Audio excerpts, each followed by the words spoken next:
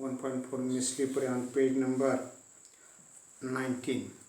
I read first part. Listen carefully into your book. Look into your book. One day I was coming down the school stairs. Somebody from the top gave a frantic scream.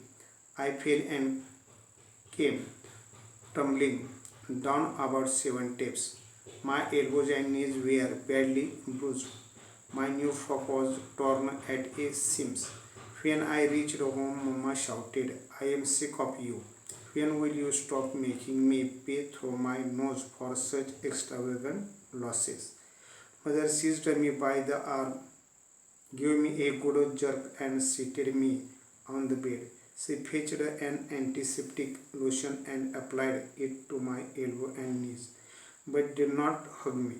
Within me lingered an yearning that she would hold me and console me. Even if she had given me just a sympathetic pat, my smarting limbs would have been soothed. My younger brother was close by. As Mama walked away to the kitchen, he came and sat beside me. He placed his little hand on my arm and whispered, "Are you in great pain?" I hugged him tight and started crying. I used to talk quite cautiously, yet I would often stumble. One day, the class monitors announced, we will call her Slippery. Others sleep on wet ground. Sally managed to sleep even on dry land. That provided the other girls of the class new scope for fun. They teased me with the new title every day. Soon a verse was composed in my honor. Slippery, slippery, sleeping without mug. Ask her the simplest question, no answer is your luck.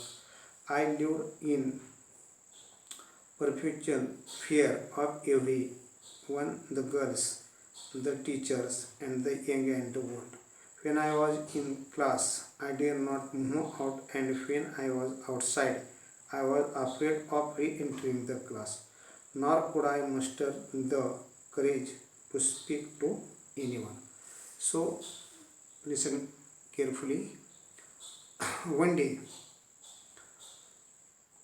Sally was coming down the school stairs, and at that time, somebody from the top of gave an extreme fear scream, and she fell and tumbling down about 7 steps.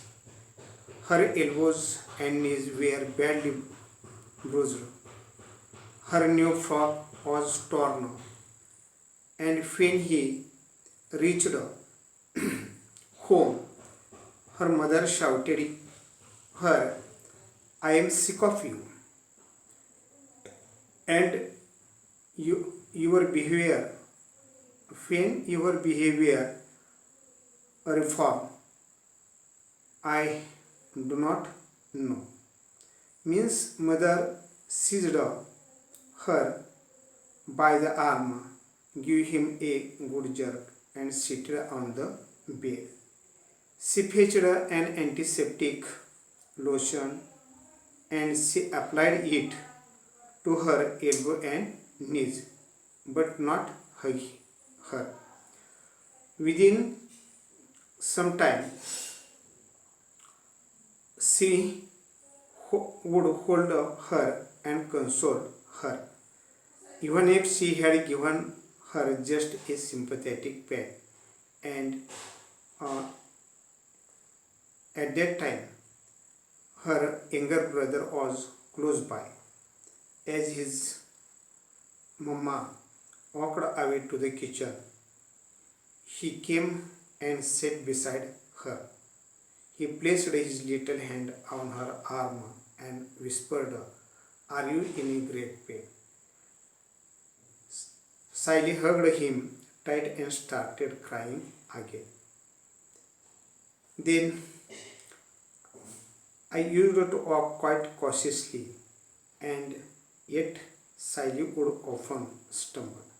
One day, The class monitor announced that we will call her Slippery because others sleep on wet ground, but Sally manages to sleep even on dry land.